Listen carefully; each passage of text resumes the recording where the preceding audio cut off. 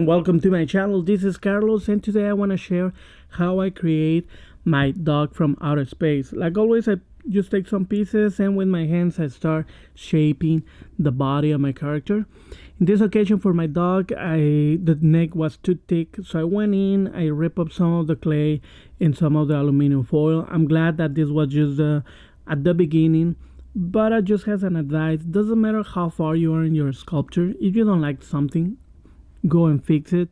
I really believe it's a really good learning experience. I have a couple of friends that they make pieces and they're afraid to really go and try to fix it just because they think they're gonna make it worse or ruin their piece.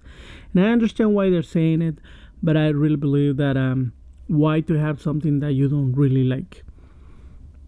So go and fix it.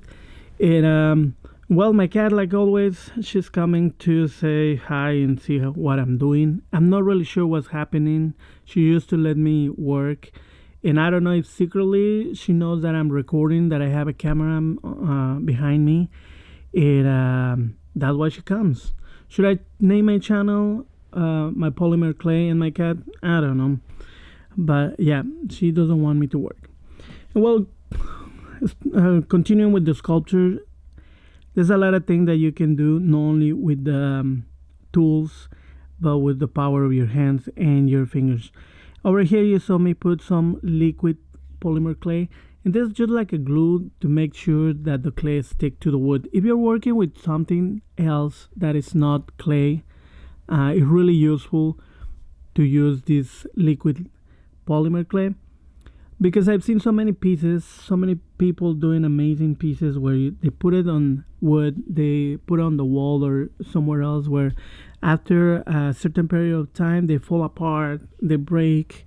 Actually, I had a friend that did like 7 pieces. They were amazing, and they were ruined because he didn't put the liquid polymer clay. So it's just something to think about it. Also, like you can see me, I just work around my piece. It's really useful to go around it almost like in a circle, just to make sure you have symmetry in your piece, see something details. You can be looking at the piece completely from the front and say, wow, this look good, and when you realize it's completely horrible shapes going on and not really symmetric. So I suggest just to go around, be looking from the top, from the bottom, from the right, from almost everywhere.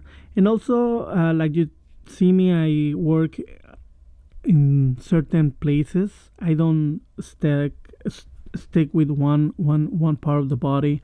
I just go around it, and for me that helped me to try to make completely the whole character a little bit symmetric, or at least as much as I can. And also you saw me use my pasta machine. That's really useful to create some hard details, hard edges, like the neck. And also it allowed me to soft the clay. Sometimes I put it several times. Some of my pieces are a mix of Sculpting Firm and Sculpting Original Sculpting. So it allowed me to combine clay, allow me to soft the clay. So it's really useful to have a pasta machine. Over here I want to have this character to be a dog, but I want to be a little bit modern. I don't want just the face, and I'm trying to think what else can I do.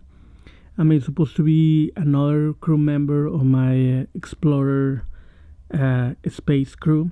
Already did the captain in our video, you can check that on the link. And in this one I'm trying to think what else to put, and I decided to put these futuristic kind of glasses to help out the character.